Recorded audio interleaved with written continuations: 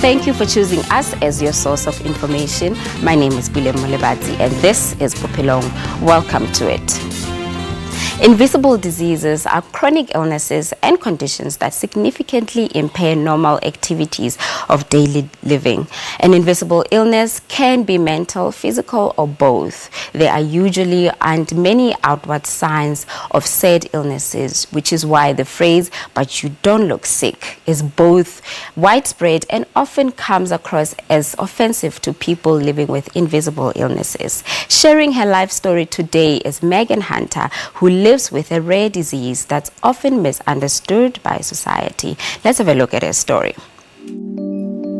Megan Hunter's story has captivated followers of her blog since she started documenting her life as a patient of myasthenia gravis.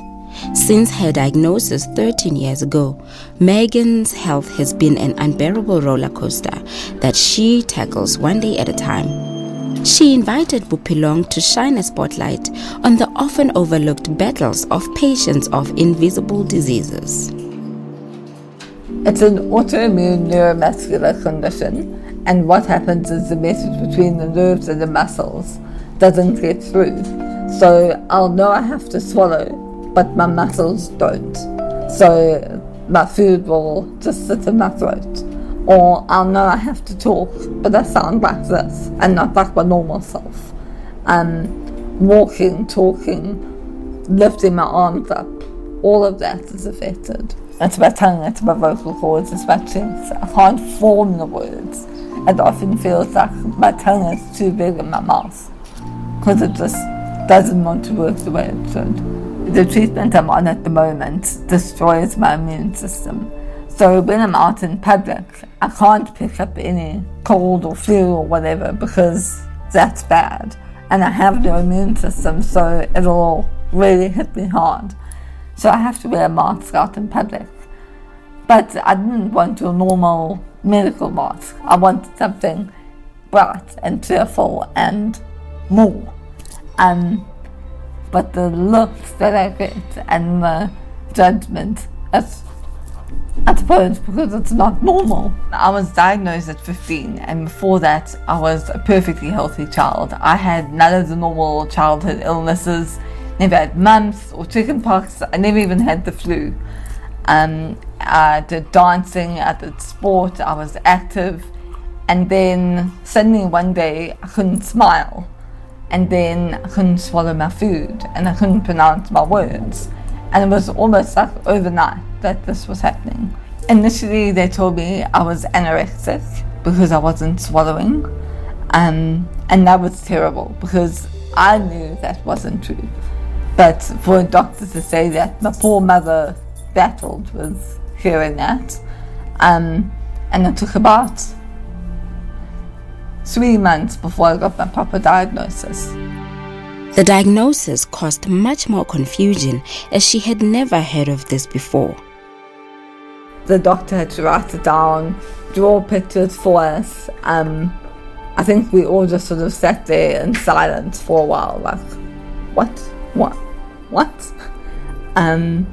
But it was also so nice to finally have a name for it and to know that it wasn't all in my mind. There was something wrong. Megan's family saw her through the changes that she had to endure as a teenager, and that encouraged her to fight harder to remain positive. My dad passed away a month before I was born, and my mum's never remarried. So my mum's been my mum, my dad, my best friend, my role model from the time I was born. I have an older brother and an older sister who I love with all my heart. And we are such a close family. I would not be here today if it wasn't for them. And with that love, Megan was able to build a life for herself in her marriage of 5 years. My husband is 1 million. I mean, how many young guys would stick around with something like this? He loved me for who I am. If I'm having a bad day, he'll make me a bed on the couch and bring me supper. He loved me for who I am, and I love him with all that I am.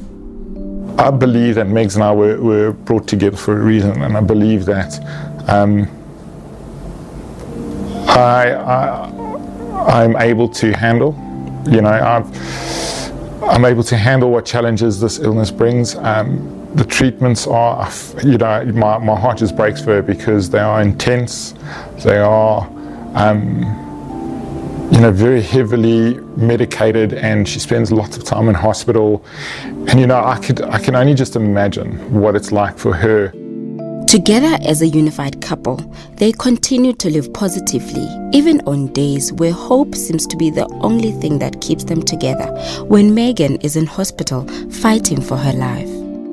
It definitely makes you appreciate your life and just how much we take it for granted. And it's not like we intend on doing it. It's not like I wake up in the morning and I'm like, I can walk or I can talk, or you just reflect and go, wow, I can talk without any effort, without any problems. I must be grateful for that.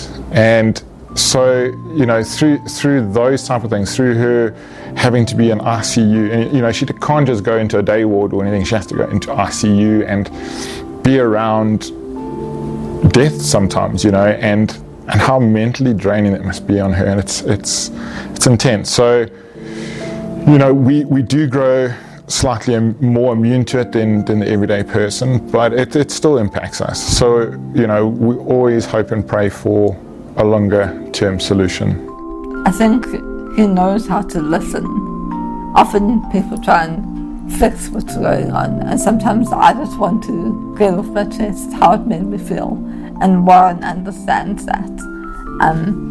He'll wrap me in his arms and just say, it's alright, tomorrow is a better day. After this short break, Megan shares with us just how she has changed the challenges that come with the illness into a rewarding experience that benefits those who are less fortunate.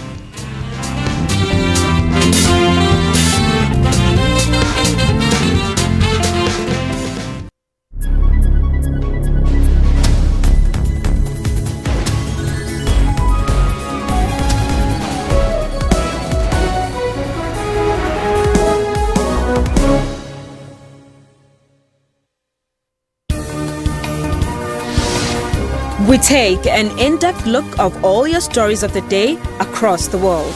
Last month, Mkhwebane said that the bank had failed in its duties to protect the public by not ensuring that ABSA repaid an apartheid-era bailout given to the failed bank, Bank-Corp.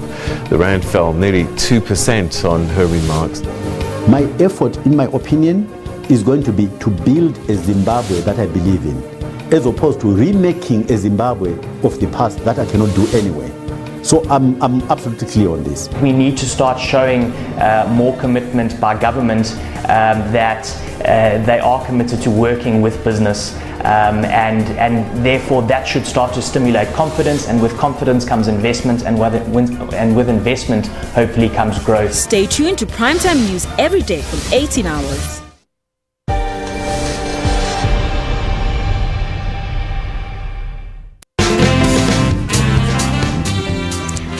Welcome back to the show.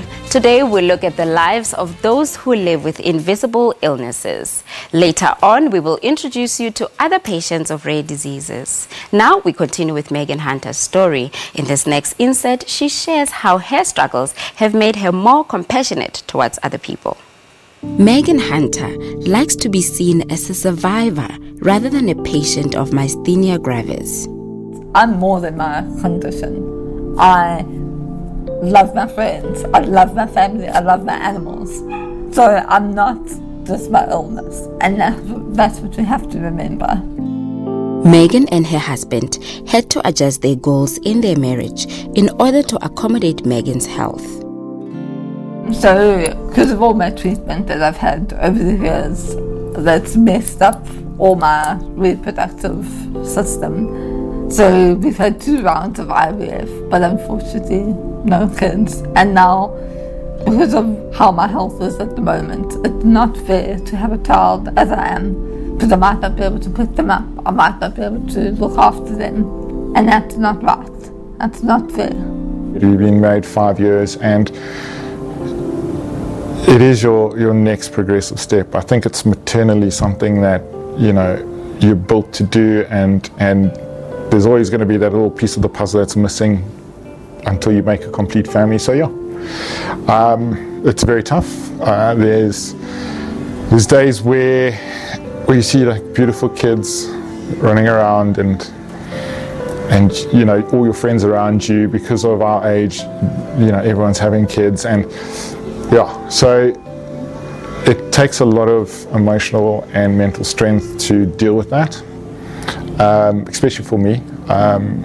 You know, Megs as well. I mean, she's always wanted to be a mother, and when you get told, you know, it's going to be extremely difficult, when things happen that the medication has affected your body so much that it's put everything out of sync, and you know, you've gone for specialized fertility treatment and it's not working. Yeah, you get to a stage where you have to decide, are we going to pursue it? Are we going to then just settle? We are always faithful that we can have a miracle child. With Megan not being able to have children of her own, she has learned to be more compassionate and share her life with those who are less fortunate. She is a volunteer at the Rare Bear organization that supports women and children who are destitute.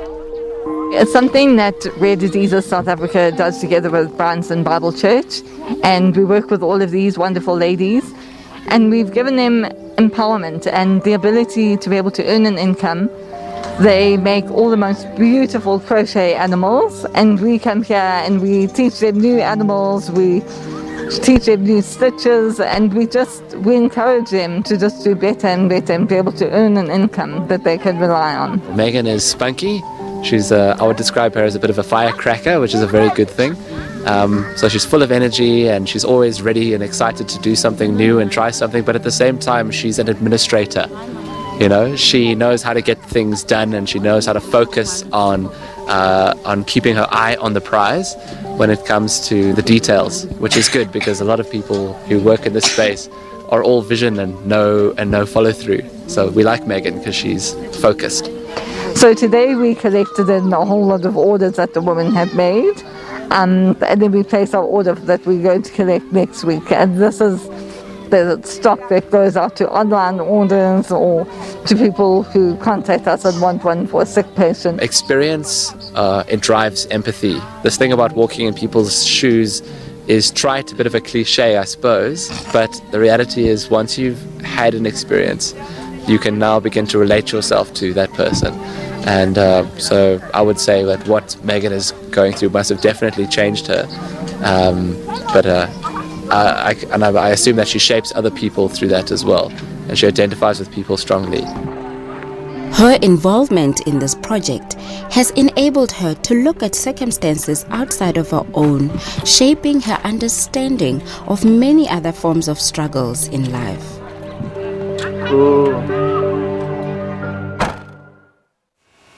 Let's take a break. When we come back, we visit Rare Diseases South Africa, a non-profit organization that supports patients with rare diseases.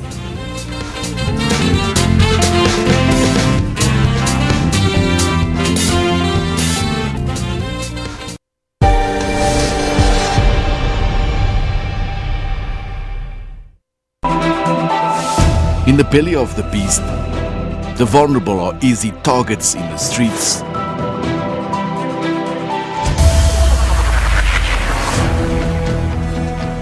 Marauding gangs terrorize communities mercilessly.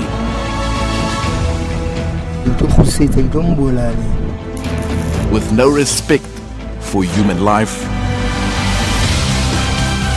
animals are also not spared. The money business knows no boundaries. There is no respect for life. Helpless communities silenced by their pain. Can their last defense be in time to the rescue? Special assignment Saturday at 5:30 p.m. when we unravel the truth.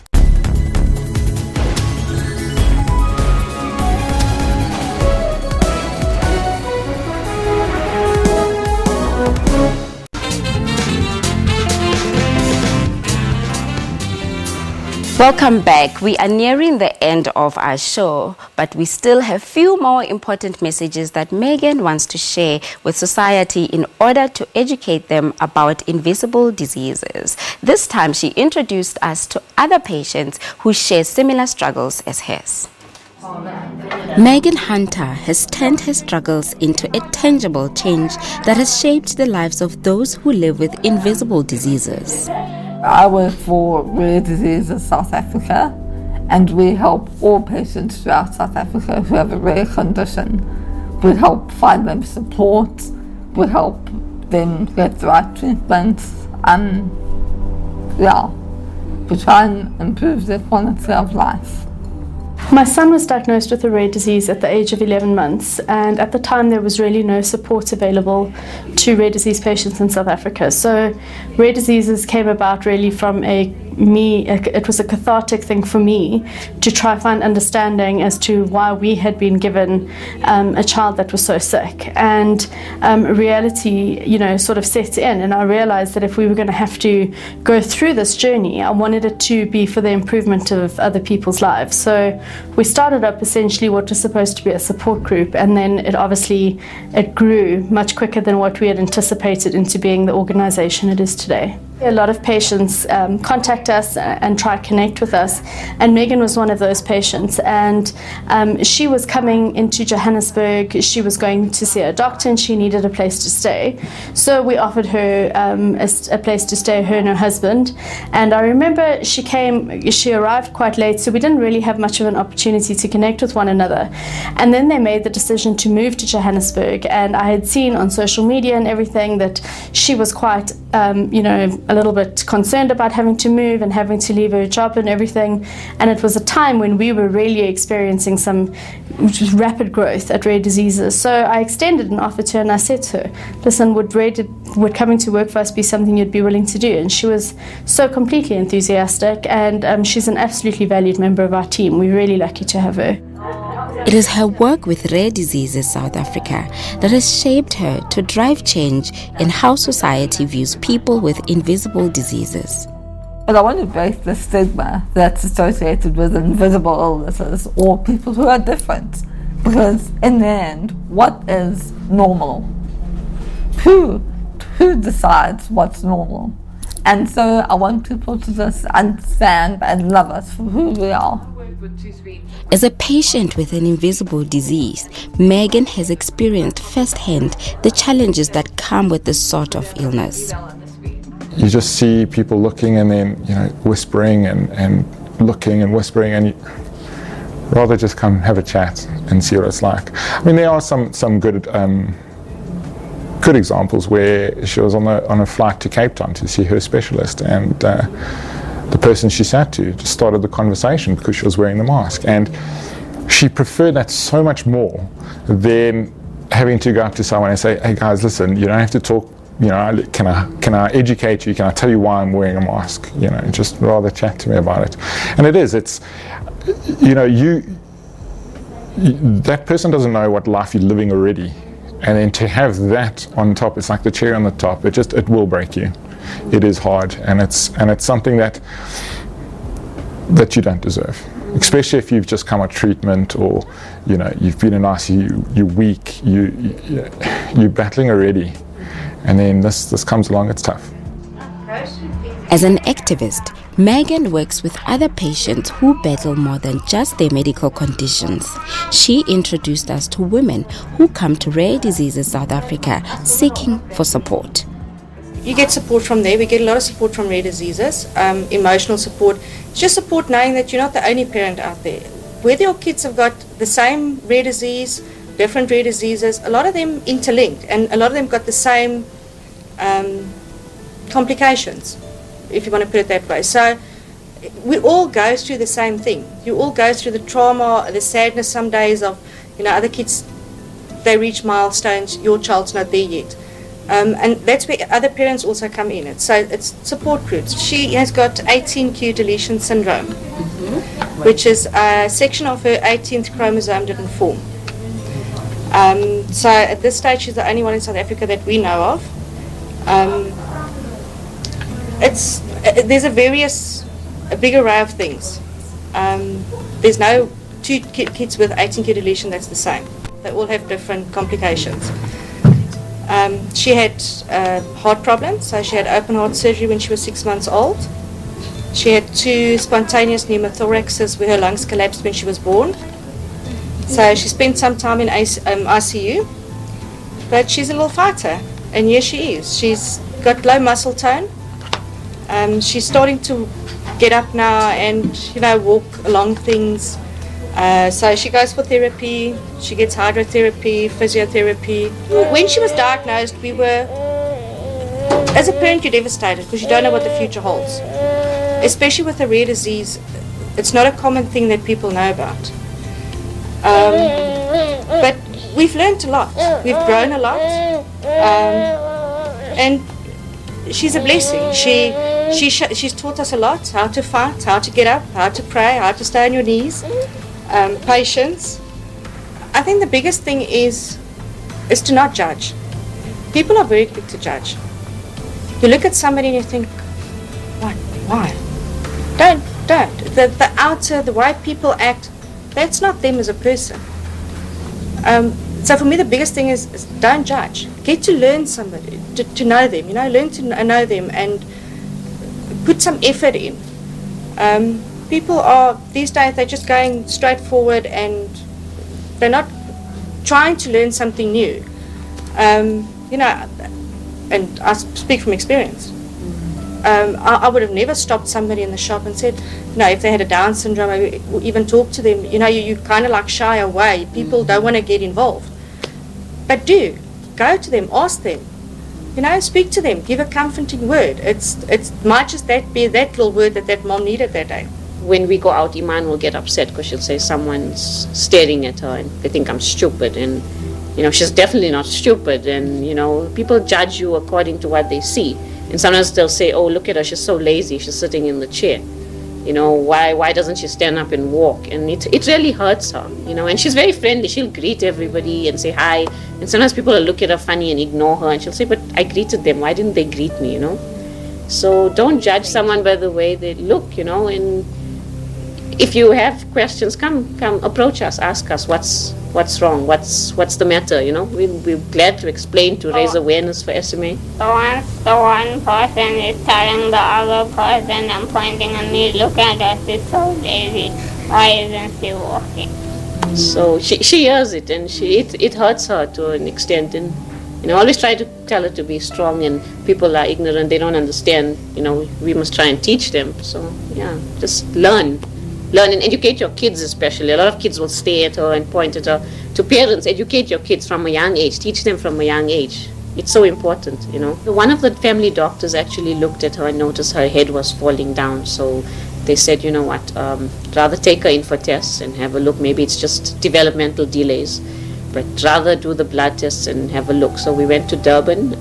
We went to my brother-in-law's a doctor. He checked up first, sent us to the pediatric neurologist who mentioned a few terms like fasciculations, hand tremors, things I hadn't heard about before. And I actually went home that evening and Googled the symptoms, and spinal muscular atrophy came up, and most of the cases online were devastating. Kids were dying. Basically there was nothing you could do. There was no cure, no treatment. And I was thinking my daughter's going to be on a wheelchair, and that's the worst thing that's going to happen to her, not knowing it's so serious, and I'm faced with actually losing her. And we decided to go to America to learn more about her condition, and we found this group where they told us, no, there's actually something you can do, and there are kids with the condition that are living well into their teenage years, into their adult years as well. And there's some treatment, not say medication, but respiratory treatments like a cough assist device, which she uses, where it assists her in coughing so that she can get phlegm and stuff out of her lungs and keep her airways clean, because that's basically the main thing with SMA. They actually succumb to respiratory illness in the end, and we try our best not to let her get sick. The cold or flu is normal for anybody. For her, it could mean life or death. And I think if society can just take a step back and realize that everyone's going through struggles, and just to take a moment to try and understand those struggles and be supportive and try create a safety net for patients. That would really be my number one wish. And with a son that is going to be growing up to be an adult soon, I want to know that that is in place by the time he gets there. So it's really, we're one step ahead of where he is in life, but that's the motivation for me to carry on trying to encourage that awareness in society. Would like to thank all our guests for sharing their brave journeys with us. We hope this was an eye-opener for you, and you choose kind next time you come across a patient with a rare disease. Let's end it here. Let's do this again, same time, same place. Goodbye.